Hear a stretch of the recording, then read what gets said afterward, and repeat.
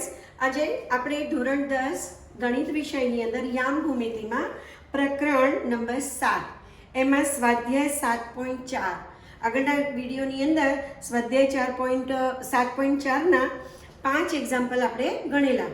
હવે આપણે છઠ્ઠું એક્ઝામ્પલ જોઈએ.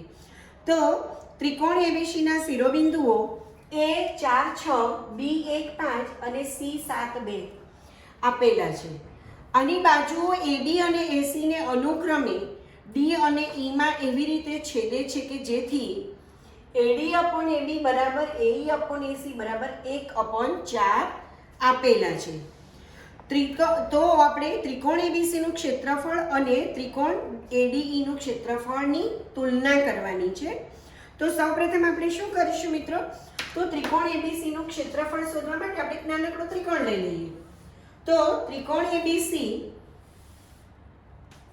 ABC D અને E બિંદુ એ AB ઉપર D બિંદુ આવેલું છે અને AC ઉપર E બિંદુ આવેલું છે. આ AD/AB બરાબર AE/AC થાય છે. એટલે અહીંયા આપણે એક વસ્તુ ચોક્કસ થઈ જાય છે કે આ DE અને BC એકબીજાને સમાંતર થશે, કારણ કે આ ગુણોત્તર આપેલો છે. એટલે એક વસ્તુ આપણી પાસે ક્લિયર થઈ ગઈ. હવે આપણે ત્રિકોણ ADE નું ક્ષેત્રફળ શોધવું છે. તો આના માટે આપણે એક પહેલા ABC નું ક્ષેત્રફળ શોધી કાઢીશું. ત્યારબાદ આ બંને ત્રિકોણ, નાનો ત્રિકોણ ઉપરનો ADE અને ત્રિકોણ ABC, આ બંનેની સરખામણી કરીશું. આ બંને ત્રિકોણ સમરૂપ ત્રિકોણો છે અને એના આધારે આપણે થિયરમ જે છે 6.2 અને 6.6 નો આપણે અહીંયા ઉપયોગ કરીશું અને એના આધારે આપણે એક ઇક્વેશન લઈશું. તો સૌથી પહેલા આપણે ત્રિકોણ ABC નું ક્ષેત્રફળ શોધી કાઢીએ. તો ત્રિકોણ ABC નું ક્ષેત્રફળ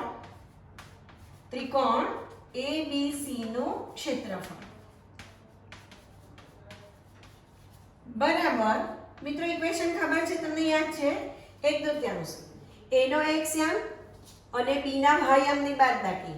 A નો LCM 4 છે, B અને C ના ભાગયામ તો 5 અને 2 ની બાદબાકી થશે, તો 5 - 2 પ્લસ B નો LCM, C ના ભાગયામની અને A ના ભાગયામની બાદબાકી પ્લસ C નો LCM અને A અને B ના ભાગયામની બાદબાકી, તો 6 - 5 that is equal to 1/2. હવે અહીંયા જોઈએ આપણે 5 માંથી 2 બાદ કરીએ તો 3 અને 3 સાથેનો ગુણાકાર 4 ને કરીએ તો 12 થશે. અહીંયા જોઈએ આપણે મોટાનું માન રાખીશું, બંનેની બાદબાકી થશે -4 અને -4 ને એક સાથે ગુણીએ એટલે અહીંયા આવશે 4 -4. અહીંયા બંનેની બાદબાકી થશે, ધન જ રહેશે. 1 અને 1 ગુણ્યા 7 કરીએ એટલે 7 રહેશે. આગળ વધીએ આપણે અહીંયા. તો આપણી પાસે 1/2. અહીંયા જોઈએ આપણે તો 12 અને 4 ની બાદબાકી ઈઝીલી થઈ જાય છે, તો 8 પ્લસ 8 અને 8 ની અંદર 7 ઉમેરીએ એટલે આપણી પાસે આવે 15. એટલે આપણને જે ક્ષેત્રફળ મળ્યું એ ત્રિકોણ ABC નું ક્ષેત્રફળ 15/2 પ્રાપ્ત થયું. આ આપણું ઇક્વેશન નંબર 1. હવે આપણે ત્રિકોણના અહીંયા ADE નું ક્ષેત્રફળ શોધવું છે. એટલે સૌથી પહેલા બંને ત્રિકોણની આપણે શું કરીશું? સમરૂપતા ચકાસીએ. તો ત્રિકોણ ADE અને ત્રિકોણ ABC માં જોઈએ આપણે. તો અહીંયા તમને એક આ આપેલું છે, જે બાજુઓ છે એની એક ઇક્વાલિટી આપેલી છે કે AD/AB બરાબર AE/AC. તો અહીંયા આપણને આપેલું છે AD/AB બરાબર AE/AC. આના અંદર આપણે કહી શકીએ કે આ DE અને BC સમાંતર થાય, તો therefore DE સમાંતર BC થાય. હવે આ જ્યારે બંને સમાંતર થયા છે ત્યારે આ ખૂણો અને આ ખૂણો બંને એકરૂપ થશે, કારણ કે આ સમાંતર રેખાઓની આ છેદિકા છે અને છેદિકાથી આ જે બને છે કયા ખૂણા બને છે? અનુકોણો બને છે અને અનુકોણો એકરૂપ થાય. સેમ વસ્તુ અહીંયા થશે, આ ખૂણો અને આ ખૂણો એકરૂપ થશે અને આ બંને ખૂણા એકરૂપ થયા એટલે હવે આ બે ત્રિકોણની સરખામણી થશે. તો અહીંયા આ બંને સમાંતર થયા અને ધેરફોર ખૂણો ડી એકરૂપ ખૂણો આપણને અહીંયા બી પ્રાપ્ત થાય છે અને ખૂણો અહીંયા ઈ અને એના બરાબર થશે ખૂણો સી. બંને એકરૂપ લખીએ અથવા ઇક્વલ ટુ લખીએ તો પણ જશે, તો ઇક્વલ ટુ જ આપણે કરી દઈએ થશે, કારણ કે આ થયા કયા અનુકોણો. અનુકોણો અને હવે અનુકોણો થઈ ગયા એટલે આ ખૂણો ને આ ખૂણો સરખા, આ ખૂણો ને આ સરખો. તો હવે આ બંને ત્રિકોણની અંદર શું થયું? તો અહીંયા આપણે જોઈએ તો ખૂણો ડી બરાબર આનો ખૂણો બી અને ખૂણો ઈ બરાબર ખૂણો સી હોવાથી ત્રિકોણ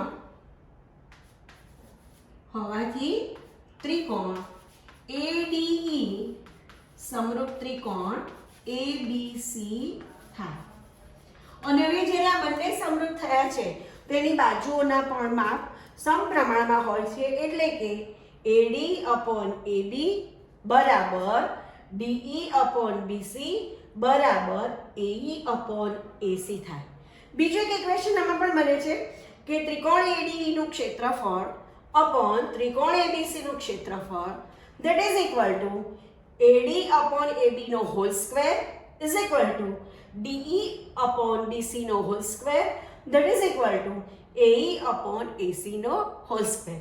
તો આનો ઉપયોગ કરી ક્ષેત્રફળનો ઉપયોગ કરી એટલે આ પ્રમેય જે છે 6.2 અને આ જે ઉપયોગ કરીશું એ 6.6. આ બંનેનો ઉપયોગ કરી અને આપણે ત્રિકોણ ADE નું ક્ષેત્રફળ શોધીશું. that is equal to 1/60 into 15/2 that is equal to 15 અને 16 દુ 32. તો આપણી પાસે જે પ્રાપ્ત થયું પહેલો આન્સર એ ત્રિકોણ ADE નું ક્ષેત્રફળ 15/32 ચોરસ એકમ. હવે આપણને કહેલું છે કે આ બંને ત્રિકોણના ક્ષેત્રફળની સરખામણી કરવાની છે, તુલના કરવાની છે. તો આપણે અહીંયા તુલના કરીએ તો જોઈએ તો ત્રિકોણ ADE નું ક્ષેત્રફળ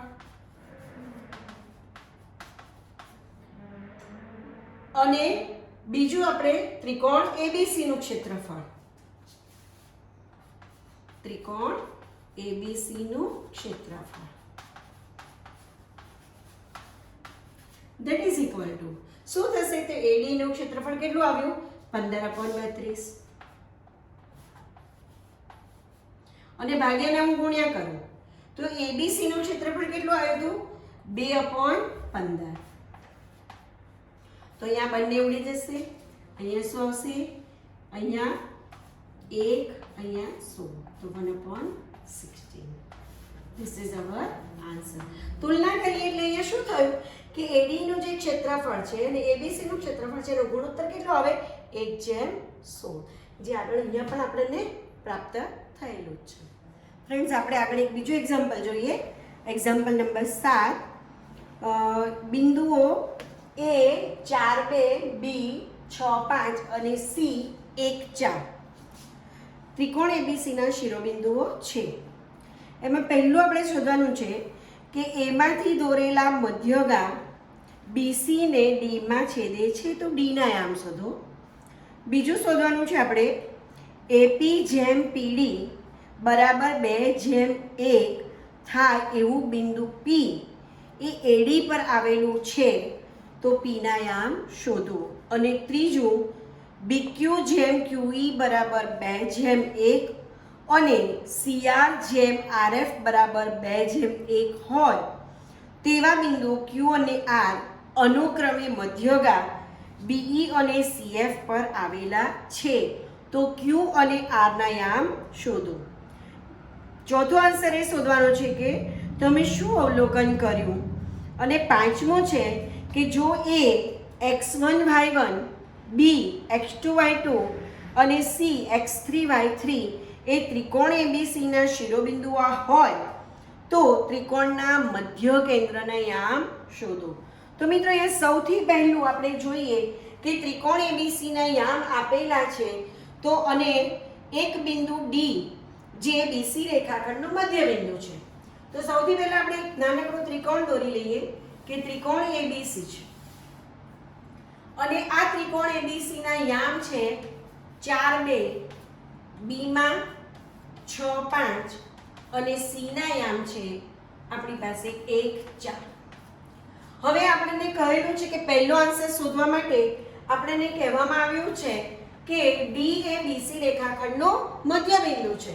તો ડી મધ્ય બિંદુ હોવું એટલે કે આ બીસી રેખાખંડના બે સરખા ભાગ થાય. બીસી માં અહીંયા જો ડી બિંદુ લઈએ તો બીડી અને ડીસી ના ભાગ સરખા થાય એટલે કે એક આવી આકૃતિ આપણને પ્રાપ્ત થાય. ડી એ મધ્ય બિંદુ થયું. મધ્ય બિંદુના યામ શોધતા આગળ શીખવાડેલું છે કે બંનેના x યામનો સરવાળો એના અડધા કરો, y યામનો સરવાળો કરો અને એના અડધા કરો એટલે મધ્ય બિંદુના યામ પ્રાપ્ત થાય. તો અહીંયા સીધા જ આપણને ડી ના યામ પ્રાપ્ત થઈ જાય છે. કેવી રીતે? તો આ બંનેનો સરવાળો 6 ને 1 7 7/2 અને બીજા છે 5 + 4 એટલે 9/2 થશે. તો આપણી પાસે ડી ના યામ સીધી રીતે જ મળી જાય છે. પણ છતાંય આપણને જ્યારે કહ્યું છે એટલે ગણતરી પણ કરવાની છે. તો ડી એ મધ્ય બિંદુ છે એ રીતે લખીએ આપણે. તો ડી એ બીસી નું મધ્ય બિંદુ છે અને therefore ડી ના યામનું આપણને ખબર છે કે સૂત્ર કયું થાય તો x1 + x2/2 અને y1 + y2/2 that is equal to d જે અહીંયા પ્રક્રિયા કરી તે કે 6 + 1 એટલે 7 7/2 અને બીજા 5 + 4 એટલે 9/2 થશે. તો અહીંયા પહેલો આન્સર આપણને પ્રાપ્ત થઈ ગયો મિત્રો. તો આન્સર નંબર 1. હવે બીજા તરફ જઈએ કે બીજામાં કહેવામાં આવ્યું છે કે એપી જેમ પીડી બરાબર 2/1 થાય તેવું પી બિંદુ પી એડી ઉપર આવેલું છે. તો પી ના યામ શોધો. તો એ પી બિંદુ છે ને એ એડી ઉપર આવેલું છે. અહીંયા ક્યાંક આવેલું છે. ધારો કે બિંદુ પી હું અહીંયા નામ આપી દઉં એના તો આને પી કહીશું. હવે આ ગુણોત્તર કહેલું છે કે એપી અને પીડી એપી જેમ પીડી એ આપેલું છે આ 2 એકમ અને આ 1 એકમ. તો આ 2 એકમ છે, આ 1 એકમ છે અને હવે આપણે શોધવાનું છે પી ના યામ. તો અહીંયા એક નાનકડી આપણે આકૃતિ દોરી દઈએ કે જેથી ઝડપથી તમને આવડે. કે રેખાખંડનું વિભાજન કરતો બિંદુ એના સૂત્ર લેવાનું છે. તો અહીંયા આપણે આ આકૃતિને હું આ રીતે બતાવું છું. આ બિંદુ A, આ બિંદુ B અને આ બિંદુ સપોઝ P છે. યાદ કરો મિત્રો, A ના યામ 4 2, D ના યામ આપણી પાસે 7/2 અને 9/2. P ના યામ શોધવાના છે. જે શોધવાનું તે ધારવાનું. તો આના સપોઝ હું xy લઈ લઉં. આનો ગુણોત્તર આપેલો છે 2/1. તો આ 2 છે ને 1 છે. m1 m2 વાળું જે સૂત્ર છે એ યાદ કરીશું મિત્રો. તો અહીંયા સૌથી પહેલા આપણે x ના યામ શોધી કાઢીએ. તો x નું સૂત્ર શું બનશે? તો x બરાબર મિત્રો યાદ છે ને, યાદ કરીને લખવાનું છે m1 x2 આમ cross plus m2 x1 upon m1 plus m2. કિંમત મૂકીશું આપણે. તો અહીંયા આપણે ક્રોસ લઈશું. અહીંયા 2 × 7/2 પ્લસ અહીંયા આની વાત કરીએ તો આ 2 ક્રોસ લઈશું તો 4 × 1 અને અપોન આ બંનેનો સરવાળો 3 થશે. અહીંયા બંનેનો છેદ ઉડી જશે. અહીંયા રહેશે 7. અહીંયા થશે 4 × 4 અને ભાગ્યા 3. ધેટ ઇઝ ઇક્વલ ટુ શું થશે? તો 7 ને 4 11 11/3. તો x નો યામ p નો જે મળ્યો એ આપણને 11/3. હવે આપણે y નો જોઈએ. તો y નો શોધી કાઢીએ. તો y નો સૂત્ર પણ સેમ આપણને ખબર જ છે. તો y = m1 y2 plus m2 y1 upon m1 plus m2. કિંમત મૂકી દઈશું. તો ક્રોસ લઈશું. 2 × y યામ લેવાનું ધ્યાન રાખીશું. તો 2 × 9/2 પ્લસ આ બાજુ ક્રોસ લઈશું તો 2 × 1 એટલે 2 થશે અને અપોન 3 આ બંનેનો સરવાળો. તો અહીંયા 2 2 ઉડી જાય છે અને 9 ને 2 11, 11/3. તો આપણી પાસે વાયામ પણ 11/3 મળ્યો. આપણો બીજો આન્સર મળી ગયો. કયો મળ્યો? તો p ના યામ શોધવાનું કહ્યું તો pxy that is equal to p x યામ પહેલો લખવાનો હંમેશા, તો 11/3 અને y પણ 11/3. This is our answer number 2. Friends, ત્રીજા માટે આપણે આગળ જોઈએ. ફ્રેન્ડ્સ, b ના યામ આપણને પ્રાપ્ત થયા 11/3. 11/3 પ્રાપ્ત થયા. હવે આપણે ત્રીજા તરફ જઈએ તો BQ જેમ EQ બરાબર 2:1 અને CR જેમ RF બરાબર 2:1 હોય તેવા બિંદુ Q અને R અનુક્રમે મધ્યગા BE અને CF પર છે. તો Q અને R ના યામ શોધો. તો હવે અહીંયા આપણને એક નાનક અહીંયા આકૃતિ દોરીએ તો અહીંયાથી આમ પસાર થશે, અહીંયાથી એક આમ પસાર થશે, આ પણ મધ્યગા છે અને આ પણ મધ્યગા છે, એટલે આના પણ માપ સરખા થશે.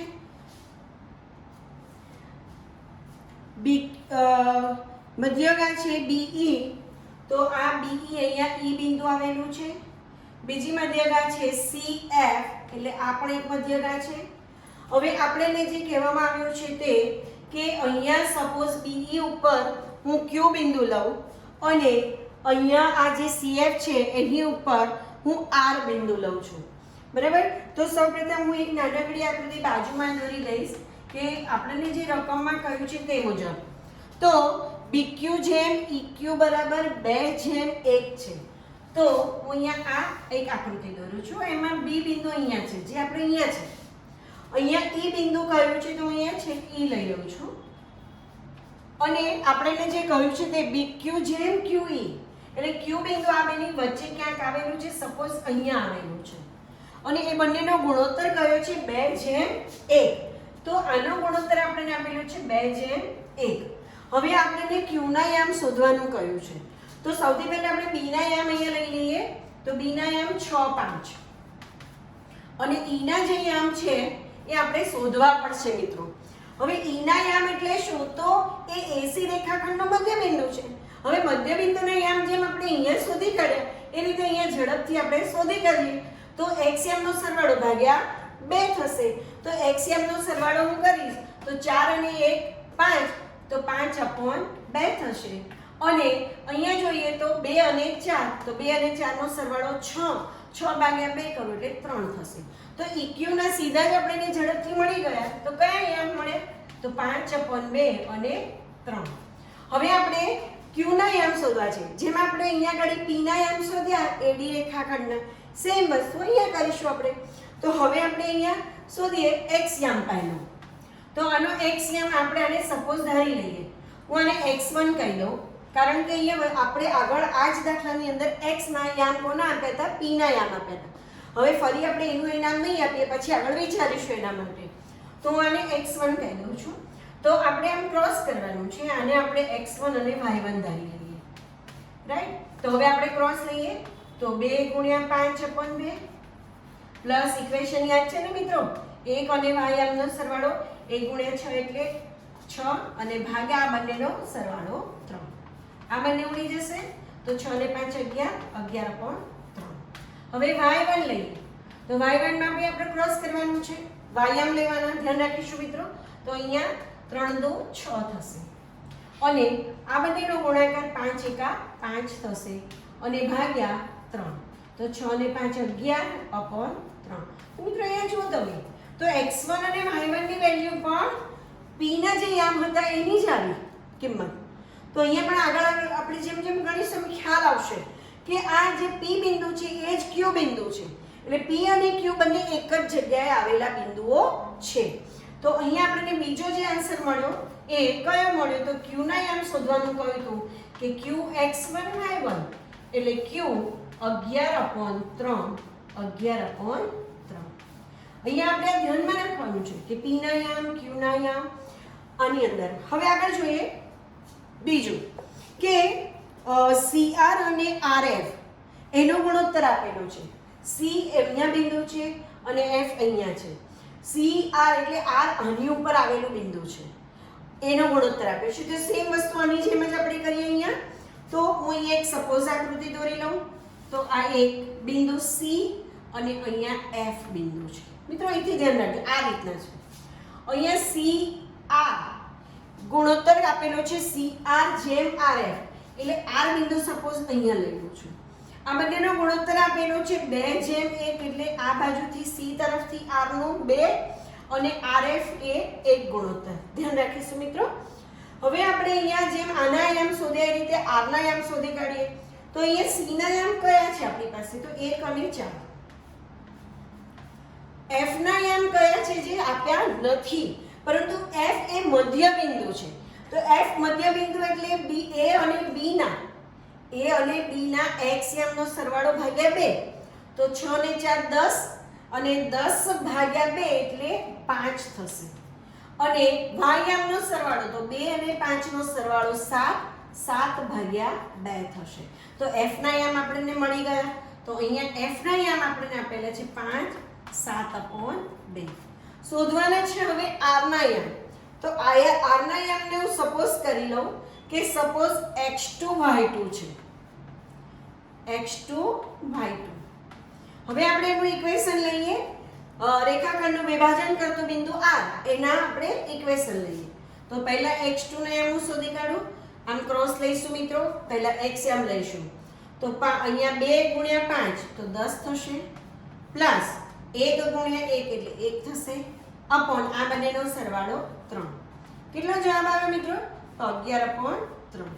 હવે હું અહીંયા y2 ધાર્યું હતું. તો y2 ને આમ શોધીએ. તો 2 × 7/2 એટલે 7, પ્લસ આ બંનેનો ગુણાકાર 4 × 4 અને ભાગ્યા 3. ધેટ ઇઝ ઇક્વલ ટુ અહીંયા પણ 11/3. તમે જોવો છો મિત્રો. તો અહીંયા કોના યામ મળ્યા આપણને? r ના યામ. તો r ના યામ મેં x2 y2 ધાર્યા હતા. તો ધેટ ઇઝ ઇક્વલ ટુ શું મળ્યું? તો r એ પણ 11/3. તો મિત્રો અહીં જોઈ શકાય છે કે p ના યામ પણ 11/3, q ના યામ પણ 11/3 અને r ના પણ 11/3. એટલે એનો અર્થ એવો થાય કે આ જે ત્રણેય મધ્યગાઓ છે સંગામી છે, એક જ બિંદુમાં છેદે છે. અને p q અને r ત્રણેય એક જ બિંદુ છે અને ત્રણેય મધ્યગાઓ સંગામી છે. જે સંગમ બિંદુ છે ને મધ્ય કેન્દ્ર કહેવાય. મિત્રો ખાસ યાદ રાખજો કે યુપીએસસી જીપીએસસી ની એક્ઝામમાં શોર્ટકટ રીતે જે દાખલા ગણવાના હોય છે, 1 માર્ક્સનો ઝડપથી જવાબ આપવાનો હોય છે, ત્યારે આનો ઉપયોગ કરવાનો આવશે મિત્રો. તો બરાબર સમજો કે ત્રિકોણની મધ્યગાઓ સંગામી હોય છે અને એ મધ્યગાઓના સંગમ બિંદુને મધ્ય કેન્દ્ર કહેવામાં આવે છે. અને જો અહીંયા બધી જગ્યાએ જોઈ શકાય છે કે એ જે દરેક જગ્યાએ આપણને એના યામ એક સરખા પ્રાપ્ત થાય છે. તો અહીંયા 3 નંબરનો જે આન્સર છે આપણો અહીંયા કમ્પ્લીટ થાય છે કે p ના યામ, q ના યામ અને r ના યામ એક સરખા પ્રાપ્ત થાય છે. 4 નંબરમાં કહ્યું છે કે તમે શું અવલોકન કર્યું?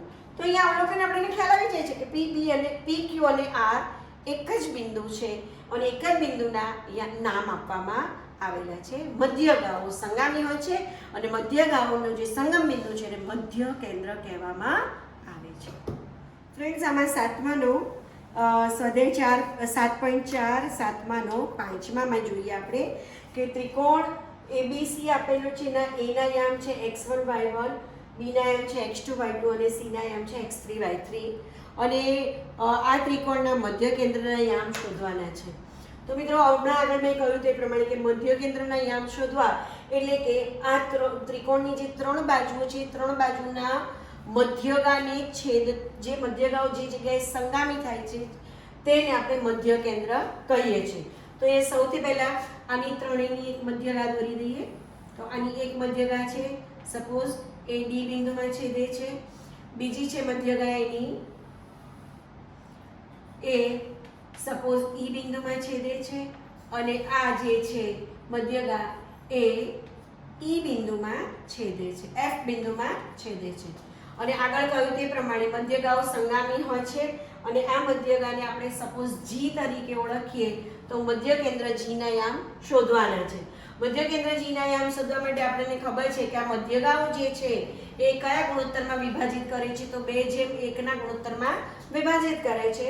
તો એ સરળતાથી આપણે જોઈએ તો સૌથી પહેલા D ના યામ શોધી કાઢીએ. તો D ના યામ કયા પ્રાપ્ત થશે આપણને, તો x2 + x3 upon 2 અને y યામ કયો મળશે, તો y2 + y3 upon 2 થશે. હવે આપણને A ના યામ આપેલા છે, D ના આપેલા છે અને G ના યામ શોધવાના છે. તો હું એની અહીંયા એક આકૃતિ બનાવી દઉં છું કે આ A બિંદુ છે, આ D બિંદુ છે અને અહીંયા ક્યાંક G બિંદુ આવેલું છે અને આ ગુણોત્તર A તરફથી 2 અને અહીંયા આ બાજુ 1 છે. હવે આ ત્રણેયના યામ આપેલા છે આપણને. તો આનો યામ છે x1 y1, આના યામ છે D ના x2 + x3 upon 2 અને y2 + y3 upon 2 અને G ના યામ આપણે શોધવાના છે. સપોઝ હું એને xy ધારી લઉં તો હવે આપણે G ના યામ સરળતાથી શોધી શકીએ છીએ.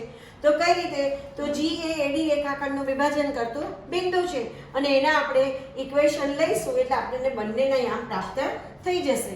તો અહીંયા આપણે સૌથી પહેલા x ના યામ શોધી કાઢીએ. તો ક્રોસમાં લેવાનું છે મિત્રો, યાદ કરીએ પાછું.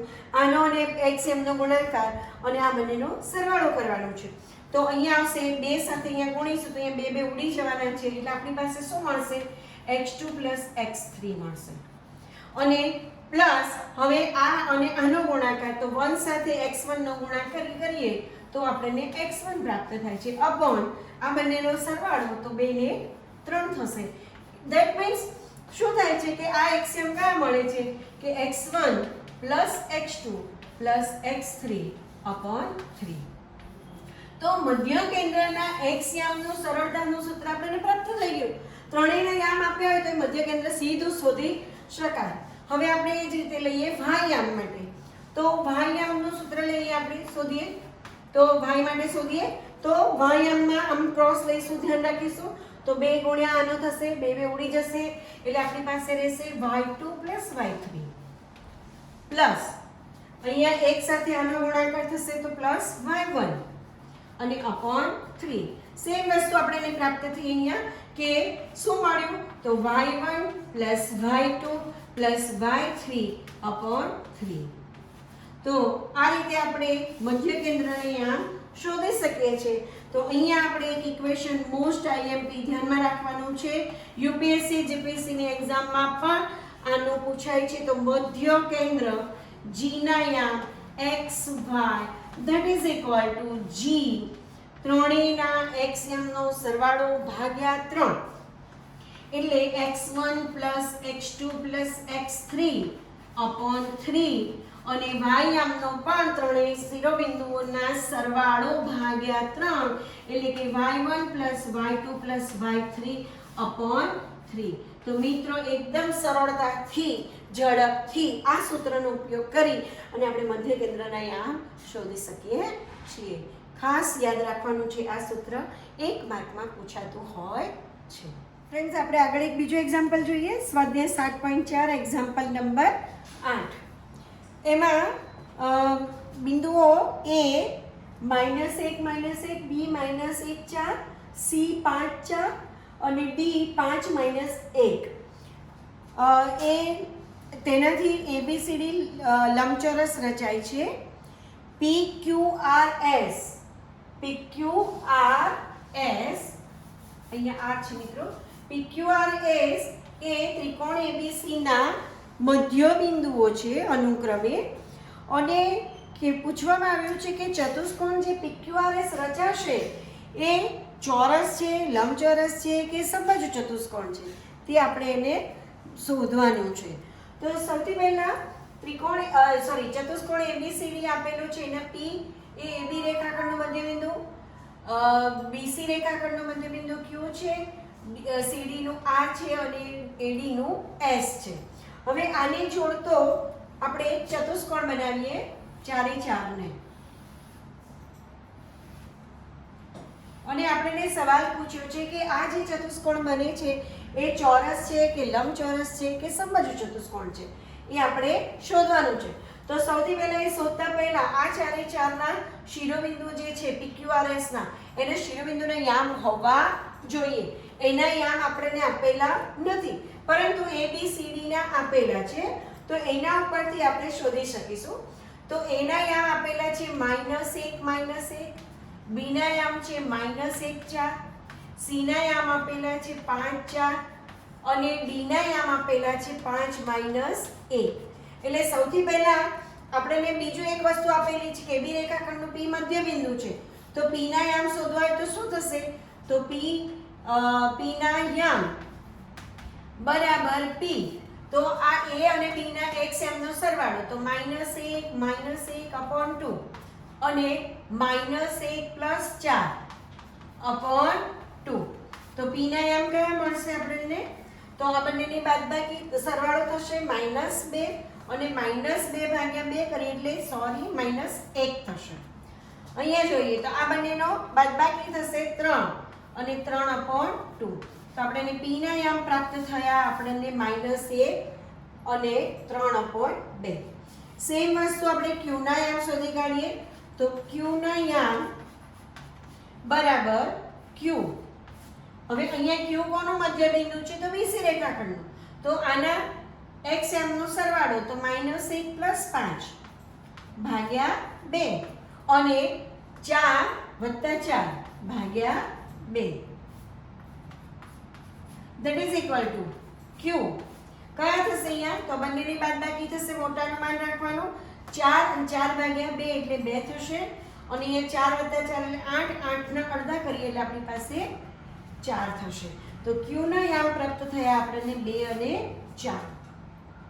હવે આગળ જોઈએ આપણે Q પછી આવશે R. તો R ના યામ શોધીએ. તો R ના યામ, તો R ના યામ શું થશે મિત્રો? તો એ R એ CD રેખાખંડનું મધ્ય બિંદુ છે એટલે આ બંનેના x યામનો સરવાળો તો 5 + 5 એટલે 10. 10 ના અડધા કરીએ એટલે કયો મળશે આપણને? 5. તો એનો પહેલો યામ મળ્યો x યામ 5. હવે 4 + -1 એટલે 4 માંથી 1 બાદ કરીએ એટલે 3 3/2. તો અહીંયા આવશે બીજો યામ એનો 3/2. તો R ના યામ પ્રાપ્ત થઈ ગયા. હવે કોના યામ બાકી રહ્યા? તો આપણી પાસે S ના યામ. તો S ના યામ શોધી કાઢીએ. તો S ના યામ એના બરાબર તો S એ કોનું મધ્ય બિંદુ છે? AD નું. તો અહીંયા આ બંનેનો x યામનો સરવાળો તો -1 + 5. તો બંનેનો શું થશે? તો -1 S -1 + 5/2 અને y યામની વાત કરીએ તો -1 - 1/2 થશે. અને અહીંયા s ના યામ પ્રાપ્ત થાય છે આપણને. અહીંયા આ બંનેનો બાદબાકી થશે, મોટાનું માન રાખીશું એટલે 4/2 એટલે 2 થશે અને અહીંયા -2/2 કરીએ એટલે 1 થશે. તો s ના યામ પણ આપણને પ્રાપ્ત થઈ ગયા. હવે આ ચારે ચારના આપણને યામ મળી ગયા. હવે આપણને કહ્યું છે કે PQRS એ ચોરસ છે, લંબચોરસ છે કે સમબાજુ ચતુષ્કોણ. તો આપણે સૌથી પહેલા વિડીયોની અંદર આ ચેપ્ટરની અંદર મેં તમને કહેલું કે ચોરસ હોવા માટેના શરતો શીખવાડેલી, તમને સોપાનો શીખવાડેલા. તો પહેલા તો ચારે બાજુના માપ શોધી કાઢીશું. કોની મદદથી? તો અંતરસૂત્રની મદદથી. તો PQ, QR, RS અને PS આ ચારે શોધી કાઢીશું. ત્યારબાદ તમને ચોરસના, લંબચોરસના અને વગેરે બધા જ ના તમને મેં ગુણધર્મો શીખવાડેલા એક કોષ્ટક બનાવીને. તો એમાં આપણે ચોરસના ગુણધર્મોની વાત કરીએ તો એના વિકર્ણોની લંબાઈ સરખી હોય, લંબચોરસના વિકર્ણો પણ સરખા હોય. જો સરખા આવી જશે તો આપણને ખ્યાલ આવી જશે કે જો ચારે બાજુના માપ સરખા હોય અને વિકર્ણોના માપ સરખા હોય તો ચોરસ છે. જો ચારે બાજુના માપ સરખા નથી પણ સામસામેની બાજુના માપ સરખા હોય અને વિકર્ણોના માપ સરખા હોય તો એ લંબચોરસ છે. અને ચારે બાજુના માપ સરખા છે, વિકર્ણોના માપ સરખા નથી તો સમબાજુ ચતુષ્કોણ છે. તો એના આધારે આપણે અહીંયા આપણે શોધીશું. ઇન શોર્ટ કે આપણે સૌથી પહેલા અંતરસૂત્રની મદદથી શોધીશું PQ. તો પહેલા PQ સ્ક્વેર આપણે લઈએ કારણ કે વર્ગમૂળની નિશાની વારી ઘડી લેવી ના પડે. તો અહીંયા શું આવશે? તો x ની બાદબાકી અને એનો સ્ક્વેર પ્લસ y ની બાદબાકી એનો સ્ક્વેર. તો PQ તો આપણી પાસે અહીંયા P અને Q અહીંયા છે. તો x ની બાદબાકી તો -1 -2 હોલ સ્ક્વેર પ્લસ વાયમની બાદબાકી તો 3/2 minus 4/2 hall square that is equal two તો અહીંયા શું થશે -3 નો સ્ક્વેર થશે 9. કોઈ પણ સંખ્યાનો સ્ક્વેર હંમેશા ધન થાય. આની વાત કરીએ લસા લેવો પડશે. આના છેદમાં આપણે 1 ગણીશું અને બંનેનો લસા લઈએ એટલે આપણી પાસે શું મળશે અહીંયા તો અહીંયા 2 લસા મળ્યો, અહીંયા 3 થશે, અહીંયા 2 વડે ગુણવાના એટલે ઉપર પણ 2 વડે ગુણવાના 4 દુ 8 થશે hall square that is equal two 9 plus. હવે અહીંયા જોઈએ મોટાનું માન રાખવાનું તો 8 માંથી 3 જાય તો -5 અને -5 નો સ્ક્વેર કરીએ એટલે 25 અને 25 ભાગ્યા 2 નો વર્ગ પણ 4 થશે. ફરી પાછા આપણે લસા લઈશું. લસા થશે 4, અહીંયા છેદમાં 1 ગણીશું. સમછેદી બનાવવાના અને 4 વડે ગુણવાના. આને 4 વડે ગુણીને ઉપર પણ 4 વડે ગુણવા પડશે તો 4 વડે ગુણીએ એટલે 9 ચોક 36 થશે અને 36 પ્લસ 25 અને આ બંનેનો સરવાળો કરીશું આપણે તો આ બંનેનો સરવાળો 6 5 11 વધી આવી 1 5 ને 6/4 થશે. તો આપણી પાસે 61/4 આવ્યું. પરંતુ અહીંયા વર્ગમૂળ લેવું પડશે આપણે તો ધેરફોર PQ બરાબર શું પ્રાપ્ત થયું √61 અને આનું વર્ગમૂળ 2 પ્લસ ઓર માઇનસ 2 હોય પરંતુ હંમેશા અંતર ધન હોય એટલે આપણે +2 લઈશું. તો PQ ની કિંમત આપણને મળી √61/2. હવે આગળ જોઈશું તો PQ નું માપ મળ્યું. હવે કોનું શોધીશું QR નું શોધીશું. PQ નો યામ આપણે જે પ્રાપ્ત થયા તે તો PQ બરાબર √61/2. તો આ પરિણામ પહેલું આપણી પાસે પ્રાપ્ત થયું. હવે આપણે બીજા શોધી કાઢીએ તો બીજું કોનું આવશે તો QR. તો QR સ્ક્વેર લઈએ ધેટ ઇઝ ઇક્વલ ટુ આના x યામ તો 2 - 5 હોલ સ્ક્વેર પ્લસ y યામ 4 - 3/2 નો whole square that is equal to -3 નો સ્ક્વેર એટલે 9 પ્લસ અહીંયા આપણે લસા લેવો પડશે. સમછેદી બનાવીએ. આના છેદમાં 1 ગણાશે. અહીંયા 2 લસા 2 વડે આને ગુણવા પડશે 8 - 3 hall square that is equal two 9 plus આ બંનેની બાદબાકી 5 5 નો વર્ગ એટલે 25 અને 25 ભાગ્યા 2 નો વર્ગ 4 ધેટ ઇઝ ઇક્વલ ટુ અહીંયા આપણે 9 ચોક 36 પ્લસ 25 ભાગ્યા 4 આગળ પણ સેમ આવું જ આવ્યું હતું અને આ બંનેનો સરવાળો થાય છે 61/4 અને ધેરફોર QR ના જે માપ મળ્યા તે આનું વર્ગમૂળ કાઢીએ તો √61/2. તો બીજો આન્સર જે મળ્યો આપણને એ પણ આપણને સેમ ટુ સેમ પ્રાપ્ત થાય છે. આગળ જોઈએ આપણે હવે QR મળી ગયું તો હવે RS લઈએ. તો હવે RS તો RS square that is equal two RS આના x યામ આનો 2 એટલે 5 - 2 હોલ સ્ક્વેર પ્લસ y યામ 3/2 માઇનસ પ્લસ 1 થશે તો 3/2 માઇનસ પ્લસ 1/1 ગણીશું the square that is equal two અહીંયા 3 નો સ્ક્વેર એટલે 9. અહીંયા આપણે લસા લઈશું 2 થશે લસા અને અહીંયા 3 અને અહીંયા 2 થશે that is equal two 9 plus 5 5 નો વર્ગ એટલે 25 25 ભાગ્યા 4 ધેટ ઇઝ ઇક્વલ ટુ અહીંયા ફરી લસા લઈશું તો 9 ચોક 36 પ્લસ 25 અને ભાગ્યા 4 થશે. તો ધેરફોર RS બરાબર આ બંનેનો સરવાળો 61 અને એનું વર્ગમૂળ એટલે √61 અને આનું વર્ગમૂળ 2 થશે. તો આપણી પાસે RS ની કિંમત જે મળી તે આગળ બંનેની કિંમતની જોડે સેમ થાય છે, સરખી થાય છે. હજુ આપણે આગળ એક શોધવાનું બાકી છે તો એ શોધી કાઢીએ તો શું આવશે હવે RS પછી RS પછી SP તો PS પણ કહી શકાય અને SP પણ કહી શકાય. તો એનો સ્ક્વેર તો એનો સ્ક્વેર તો એના x યામ -1 - 2 નો હોલ સ્ક્વેર પ્લસ y યામની બાદબાકી તો 3/2 માઇનસ પ્લસ 1 તો 3/2 minus plus 1 hall square that is equal two અહીંયા થશે -3 નો સ્ક્વેર 9 પ્લસ અહીંયા લસા લેવાનું થશે તો અહીંયા 2 થશે, અહીંયા 3 અને અહીંયા 2 થશે square. That is equal to 9 plus 5 5 નો વર્ગ 25 upon 4. ફરી પાછા લસા લઈએ તો 4 upon અહીંયા 4 upon માં આવશે ને અહીંયા 61 અને therefore PS ની જે કિંમત પ્રાપ્ત થાય છે તે √61 upon 2. ચોથું પરિણામ પણ આપણે જોયું તો ચોથા પરિણામમાં પણ આપણને પ્રાપ્ત થાય છે √61 upon 2.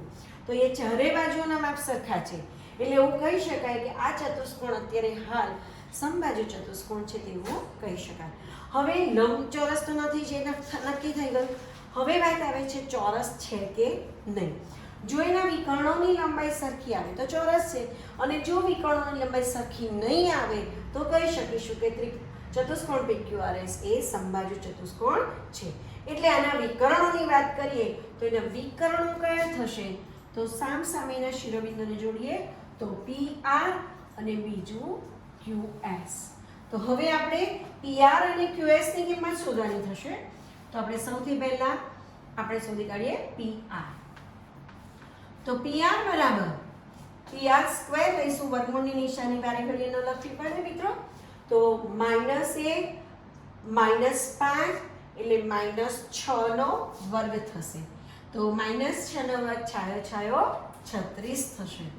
આગળ વધીએ પ્લસ વાયામ તો આ બંનેની બાદબાકી તો 3/2 -3/2 એટલે 0 થઈ ગયા અને 0 નો સ્ક્વેર એટલે 0 જ થશે અને therefore PR ની કિંમત પ્રાપ્ત થાય છે આપણને 6. PR બરાબર 6 પ્રાપ્ત થાય છે. તો આ પરિણામ આપણને પાંચમું મળ્યું અને હવે છેલ્લે શોધવાનું છે તે PR પછી શું હશે મિત્રો તો હવે બીજો વિકર્ણ QS. તો QS નો સ્ક્વેર લઈએ તો ધેટ ઇઝ ઇક્વલ ટુ તો એના એક્સિયમ ની બાદબાકી તો 2 - 2 ધેટ ઇઝ ઇક્વલ ટુ 0. 0 નો સ્ક્વેર 0 થશે.